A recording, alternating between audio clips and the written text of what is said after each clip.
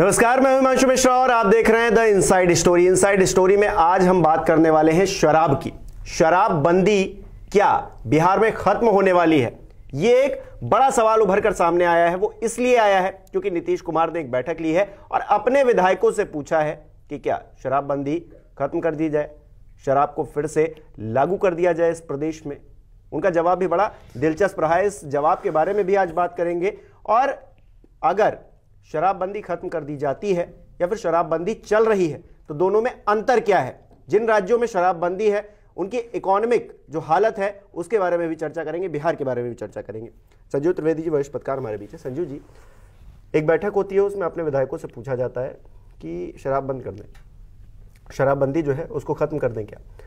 ये पूछना मात्र ही लगता है कि आपने जो फैसला लिया है उस पर आपको ही शंका है कि आपने कहीं गलत फैसला तो नहीं ले लिया इस प्रदेश के हित में। देखिए, आपके इस प्रश्न का जो जवाब है, मैं इस बात से शुरुआत करूंगा कि शुक्रवार की यह घटना है, यानी कि जो छपरा की घटना है उसके बाद की यह घटना है। शुक्रवार रात बिहार की राजधानी पटना में एक गाड़ी ने एक सड़क के किनारे सो रहे बुजुर्ग को कुचल दिया और उसकी स्थिति अभी नाजुक है। जब उस ड्राइवर को पकड़ा गया और चेक किया गया तो वो शराब के नशे में था। ये तब की घटना है जब छपरा की ट्रेजेडी हो गई है। इतने लोग मारे जा चुके हैं उसमें जहरीली शराब पीने से। उसके बाद राजधानी पटना में उपलब्ध है शराब। वो व्यक्ति शराब पी करके गाड़ी चला रहा है पटना के मेन रोड कहे जाने वाले बेली रोड पर, और बेली रोड पर वो एक एक्सीडेंट होता है और वो एक वृद्ध व्यक्ति को कुचल देता है।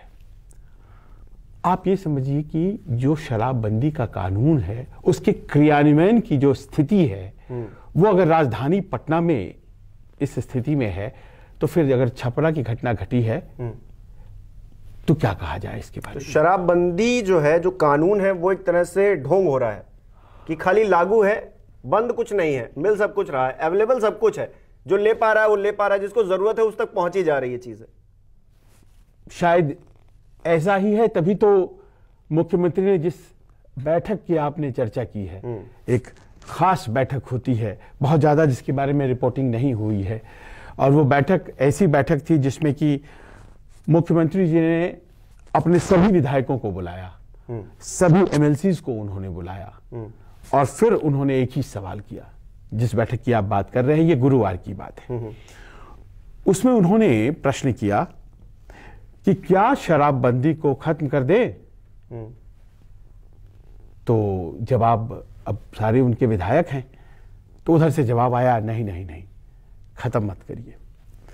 मुख्यमंत्री का कद बहुत ऊंचा है, विधायक वो क्या कहें। उसके बाद उन्होंने कहा तो ठीक है, पहले हम अब उनसे भी बात करेंगे, बाकी दलों से जो इसका विरोध कर रहे हैं। पर ये प्रश्न 6 साल बाद किया जाना, इस कानून के लागू होने के बाद, ये जाहिर कर उस दिन हो गया कि टू माइंड्स में इस नीति को लेकर के नीतीश जी आ गए।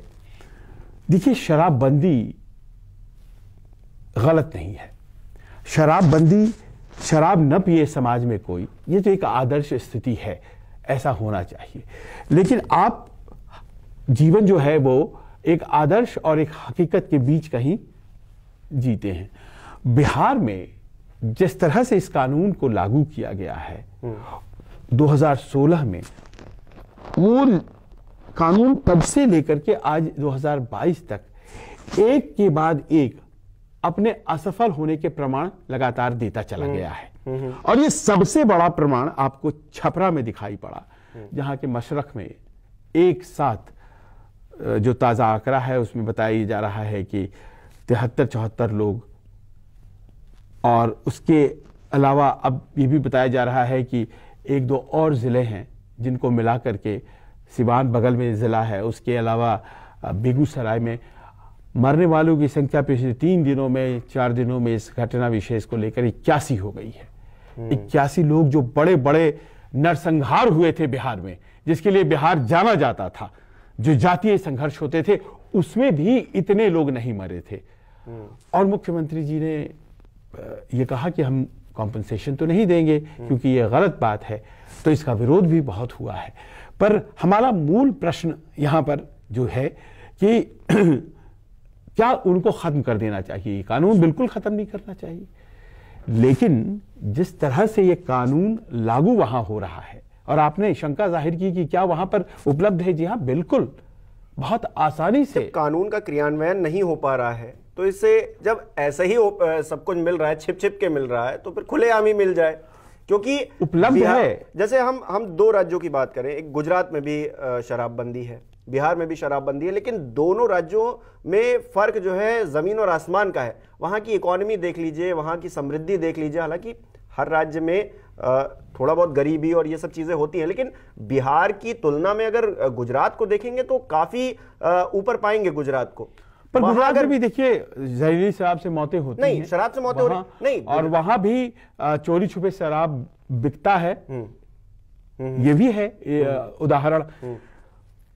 शराबबंदी के जो कानून है वो वहां तो बहुत दिनों से लागू हैं, और शायद उन्हीं राज्यों को देख करके बिहार जैसे राज्य में लागू किया गया। पर वो बात आपकी बहुत दुरुस्त है कि आर्थिक रूप से वो जितना संपन्न राज्य है, बिहार आर्थिक रूप से संपन्न नहीं है।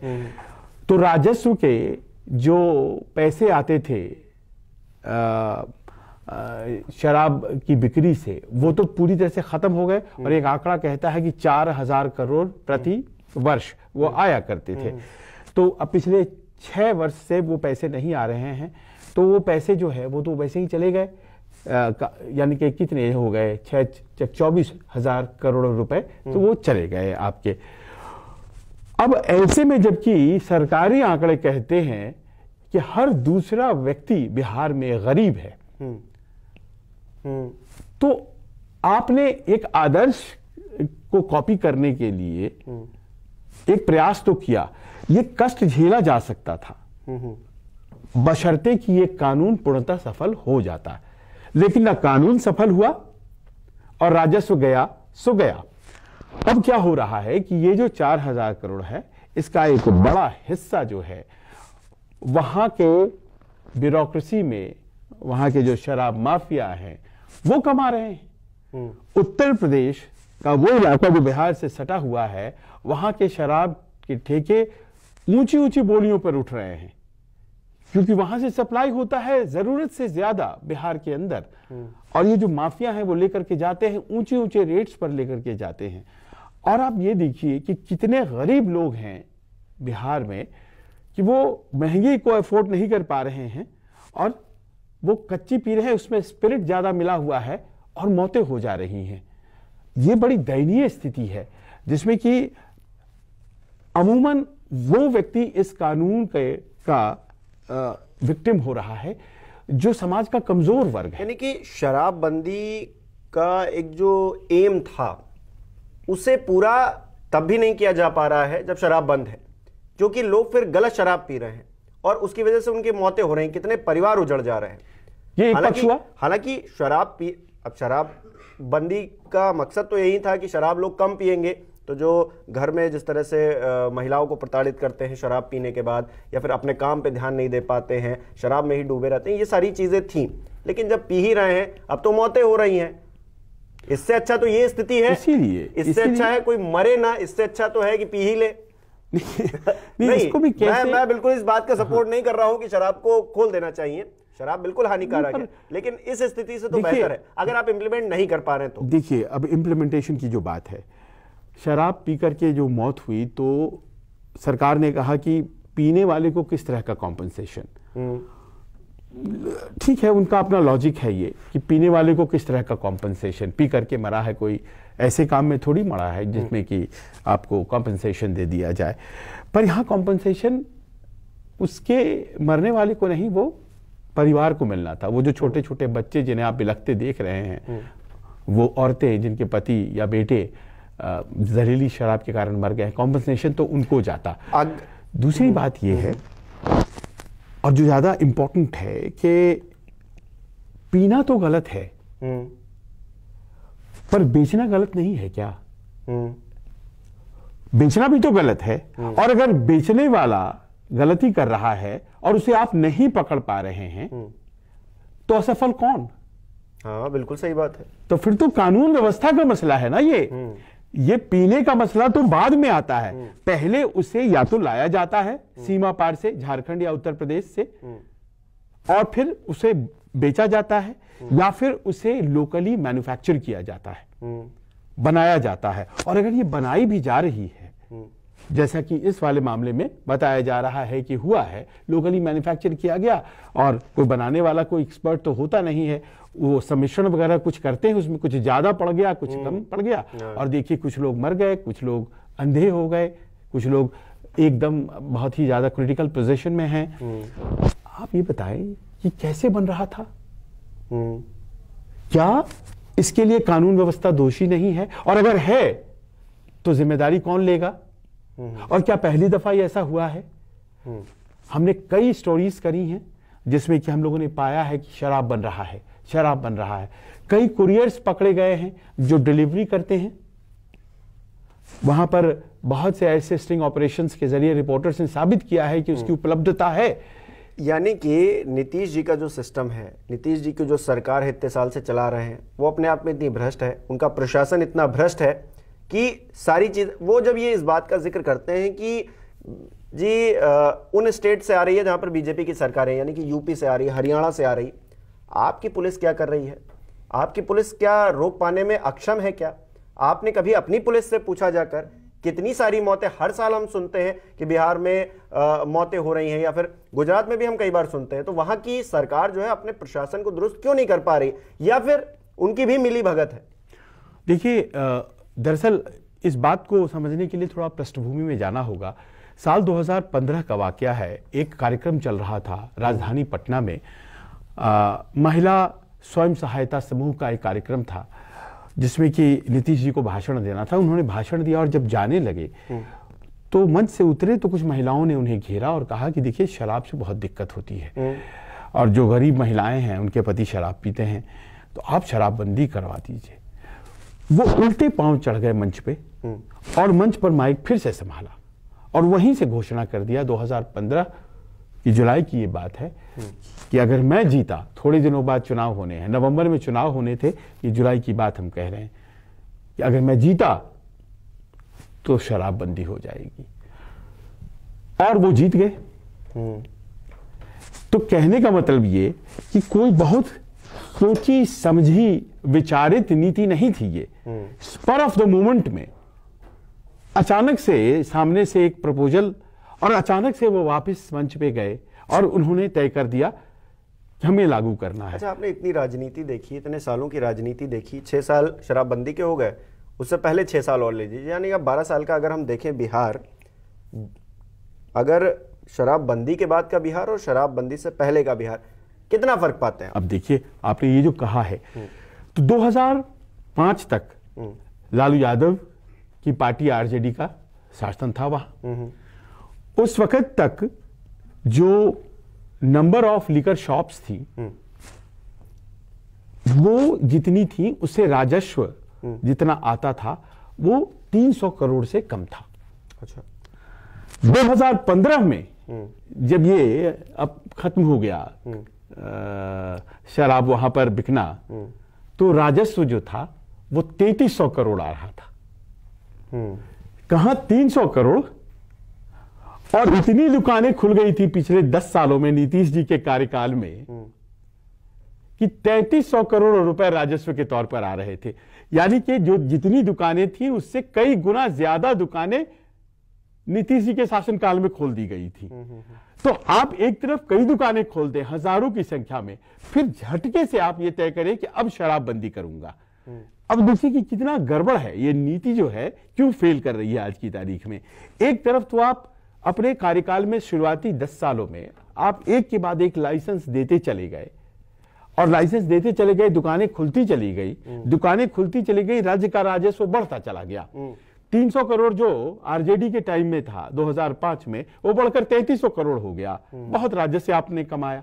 और फिर अचानक से आपको लगा कि इलेक्टोरली, चुनावी तौर पर ये एक अच्छा आइडिया रहेगा। देखिए उस बार वो एक प्रयोग कर रहे थे, वो आरजेडी के साथ चुनाव लड़ रहे थे 2015 में, और उस वक्त वो बीजेपी से अलग हुए थे, तो हर वो चीज करनी थी जिससे चुनाव जीता जाना था। आज प्रशांत किशोर उनका विरोध कर रहे हैं, उस वक्त उनके वो साथ थे और नीतियां तय हो रही थी कि चुनाव कैसे जीतना है। उन्होंने तुरंत तय कर दिया कि अगर महिलाओं का वोट चाहिए तो फिर ये शराबबंदी लागू करते हैं। और सोचिए कि तुरंत में इतनी दुकानें खोल करके लोगों को आदत लग गई, और शराब पीना एक आदत है जो किसी कानून से बंद नहीं हो सकता है। उसके लिए क्या कोई जन जागरण हुआ, कोई अवेयरनेस हुआ, कोई लंबा चौड़ा कोई कार्यक्रम जिसमें कि आपने टेलीविजन, मीडिया, अखबार का, साधु महात्माओं का, है ना, धर्म गुरुओं का, हर धर्म विशेष में लोगों का उनकी जिम्मेदारी बांटकर सभा कराए कि भाई शराब नहीं पीनी है। देखिए गुजरात में गांधी जी को मानने वाले लोग हैं, वहीं से गांधी जी आते हैं, तो एक लेगेसी का भी फैक्टर वहां पे था। बिहार में क्या कोई इस तरह की बात हुई? बस मंच पर चढ़े और घोषणा कर दी कि लागू, और वो लागू हो गई। अब मन जो है उनका डोल रहा है। लेकिन अब जो जानकारी सामने आई है उसमें उन्होंने ये बैठक की है। अब इसके दो पहलू हैं। पहला ये है कि एक चक्रव्यूह तो नहीं बन रहा है, राजनीतिक चक्रव्यूह, जिसमें कि हर दल से पूछा जाएगा, साहब ये बताइए आप फेवर में हैं या अगेंस्ट हैं? और जिसने अगर ना कर दिया, कहा कि शराब लागू कर दीजिए, वो फंस गया, वो फंस जाएगा। अब इसमें मूल मुद्दा छूट रहा है। हाँ। मूल मुद्दा ये है कि क्रियान्वयन जो है वो गड़बड़ है। क्रियान्वयन बेहतर हो इस कानून का। और इस देश के संविधान में कई अमेंडमेंट्स हुई हैं, तो क्या कानून में अमेंडमेंट की जरूरत नहीं है? अगर कानून में अमेंडमेंट की जरूरत है तो उस कानून में थोड़ा बदलाव किया जाए। अब उसकी वजह यह है कि आज की तारीख में जुडिशरी जो है वो अंबार लगा है उसके सामने। ये जो मद्य निषेध वाले जो लोग पकड़े जा रहे हैं और पकड़ पकड़ के अदालतों में लाए जाते हैं, मेन मुद्दे जो है छूट जा रहे हैं। इन मुद्दों के ऊपर न्यायालयों की सारी ताकत जारी है। जेल जो है वो भर गए इन्हीं लोगों से। आपको बताएं 6 लाख लोग, एक आंकड़ा कहता है, गिरफ्तार हुए। और सबसे दुखद बात क्या है हिमांशु, कि सब गरीब तबके के लोग, सब गरीब तबके के लोग या तो मरते हैं या फिर जेलों में जाते हैं। और एक स्टडी भी हुई थी कि कौन ऐसे लोग हैं जो पकड़े जा रहे हैं शराबबंदी के कानून को तोड़ने की वजह से। तो ये पाया गया कि उसमें 60 से 70% आबादी जो थी वो वंचित, दलित, गरीब वर्ग से आती है। ये कौन सा न्याय है? ये कौन सी गाड़ी चल रही है? न्याय की गाड़ी ऐसे चलेगी क्या? और दूसरा, उपभोक्ताओं को तो पकड़ लिया गया, जो सिंडिकेट है, हाँ, क्या उसे पकड़ा गया? क्या आज तक कोई ऐसा बड़ा नाम नहीं आया? भाई हरियाणा से आ रहा है, उत्तर प्रदेश से आ रहा है, तो कोई तो बड़े लोग हैं ना जो भेज रहे हैं। आप हरियाणा और उत्तर प्रदेश और जहां की भी सरकारें हैं उनके साथ आप तालमेल बिठा देश का कानून इतना कमजोर हो चला है कि उनका नाम बाहर नहीं आ पा रहा है, पता सबको है। और पकड़े कौन गए? वो जिनके घर आप देख लीजिए, जो बेचारे कितने, वो उन मासूमों को देख लीजिए जिनको देख के कलेजा मुंह को आ जाए कि उनके मोरबी में जैसा घटना हुई, उसके बाद देखिए क्या हुआ। तो ये एक सिस्टम का फेलियर भी हम कह सकते हैं कि ये आप कानून बना चुके हैं और अब वो व्यक्ति की ईगो की तरह हो गया है। वो कानून बैकफायर पर बैकफायर करता चला जा रहा है, लेकिन क्या वो व्यक्ति के ईगो की तरह हो गया है? और देखिए, मैं मानता हूं कि नीतीश कुमार इस देश के one of the finest politicians हैं, one of the finest politicians. उनकी जो सियासी समझ है बहुत कम लोगों की है इस देश में। पर देखिए कि कैसे, मतलब एक कानून ने एक जिद जैसी बात बन गई है और उन्हें पूरे देश में उनका चेहरा आएगा और वो प्रधानमंत्री के विकल्प के तौर पर सामने आएंगे। अगर ये बात है तो क्या प्रधानमंत्री बनने के बाद पूरे देश में वो शराबबंदी कर देंगे? देखिए, उनकी कैंडिडेचर की बात हो रही है ना। तो जब आप ये बात कहते हैं कि मैं बिहार में लागू इसको करूंगा अपने मनमानी तरीके से, उसमें तब्दीलियां नहीं करूंगा, तो क्या देश के प्रधानमंत्री बनेंगे तो भी आप ऐसा ही करेंगे? मैं तो ये समझता हूं कि जो जनता है, आप अगर उसके अंदर ये अवेयरनेस, ये एजुकेशन अगर डाल पाएं कि शराब पीना अगर है तो कितना पीना है, शराब पीकर आप कैसा रिएक्शन देंगे, शराब आप उसका दुरुपयोग नहीं करेंगे, गाड़ी नहीं चलाएंगे, आपको एक लिमिट में रहकर शराब पीनी है, तो मुझे लगता है वो अवेयरनेस ज्यादा जरूरी है बजाय इसके कि आप शराबबंदी कर रहे हैं। क्योंकि बहुत सारे बहुतायत राज्य हैं जहां पर शराब मिलती है, बिकती है, सरकार को उससे प्रॉफिट होता है, वो उसको विकास कार्यों में लगाती है। तो पर ये सारी बातें तो नीतीश जी जानते हैं ना। तो बिहार में या तो आप शराबबंदी अगर कर रहे हैं, घटना का इंतजार किया जा रहा था। हाँ नहीं, अब फेलियर तो है, अब उसको छिपाएंगे कैसे? तो आप अपने विधायकों से पूछ रहे हैं खोल दिया जाए क्या, शराबबंदी को खत्म कर दिया जाए क्या? अब आप पूछ रहे हैं, आप पूछने को मजबूर हैं, लेकिन ये तो तभी पूछा जाना चाहिए था ना जब विधानसभा में बोतल मिली थी। आपको याद है ना, वो घटना भी हुई थी, विधानसभा में बोतल मिल गई थी। क्या ये प्रश्न तब नहीं होना चाहिए था?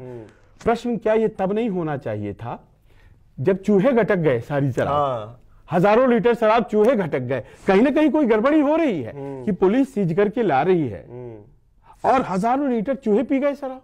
यानी कि कहीं तो पिल्फरेज हो रहा है, कहीं लीकेज हो रही है, गड़बड़ है वहां पर। मंदिर में मिल गया, लखीसराय की घटना है, बोतल। यानी कि देखिए, कोई भी जो त्रासदी होती है वो पहले अग्र सूचना देती है। वो पहले बारिश के पहले वो बादल घुमरते हैं। और आप अगर सही में राजा हैं, पिछले 17 सालों से उस प्रदेश में हैं आप मुखिया, तो आपको इन अग्र सूचनाओं को पकड़ना पड़ेगा और तब जाकर के आप दूरदर्शिता सरकार के अंदर होनी चाहिए। ये तो मैं मानता हूं। और मेरा मानना ये भी है कि हम ना तो सपोर्ट करते हैं, ना ही हम इस चीज को डिक्लाइन कर रहे हैं। हमारा मानना है कि जनता इससे अगर प्रभावित होती है, परिवार उजड़ते हैं, तो फिर शराबबंदी होनी चाहिए। लेकिन लोग इतने अवेयर हैं कि उन्हें पता है कि कब क्या करना है, तो फिर शराब अगर उन तक पहुंच भी रही है तो बुरी बात नहीं है, क्योंकि वो पीना चाहते हैं। इस देश में हर किसी को आजादी है। एक आखिरी बात ये है, आपकी बात से ही समझ में आती है कि आपने कहा परिवार अगर उजड़ रहे हैं तो बंदी होनी चाहिए। बिल्कुल। यानी कि अगर शराब बंदी है तो परिवारों में, महिलाओं के खिलाफ होने वाले घटनाओं में कमी आनी चाहिए ना। आप आंकड़े उठा लें, शराबबंदी के बाद के सालों में एनसीआरबी का डेटा है। एनसीआरबी का डेटा कहता है कि उत्तरोत्तर वृद्धि हुई है क्राइम अगेंस्ट वुमेन में बिहार में। 2016 में शुरुआती कुछ महीनों में तो फायदा हुआ, उसके बाद 2017, 2018, 2019 वहां जो क्राइम अगेंस्ट वुमेन है वो बढ़ता जा रहा है। सच तो ये है ना कि वो इंप्लीमेंट ही कहां हो रहा है। शराबबंदी तो कहने को है, तो फिर ऐसे में मिल रही है चीजें, तो जब आदमी तक अवेलेबल हैं, चलिए हम मानते हैं कि बड़े लोग जो हैं उन तक अवेलेबल है, मानते हैं, लेकिन जब निचले पायदान तक वो चीजें पहुंच रही हैं, शराब जैसी चीजें, तो फिर बंदी का मतलब ही क्या है? और इसीलिए शायद उन्होंने पूछा है अपने विधायकों से, और ये जो डबल माइंड में वो आए हैं, तो शायद आने वाले दिनों में इस कानून में बदलाव, जो हमारी जानकारी है उसका एक खाका तैयार तो हो ही रहा है। चलिए, बहुत बहुत शुक्रिया संजीव जी जुड़ने के लिए। हमारे दर्शक भी बता सकते हैं कि शराबबंदी जरूरी है या फिर शराबबंदी को खत्म कर देना चाहिए। आपका क्या कहना है इसको लेकर कमेंट करके हमें जरूर बताएं। मुझे दीजिए इजाजत, नमस्कार।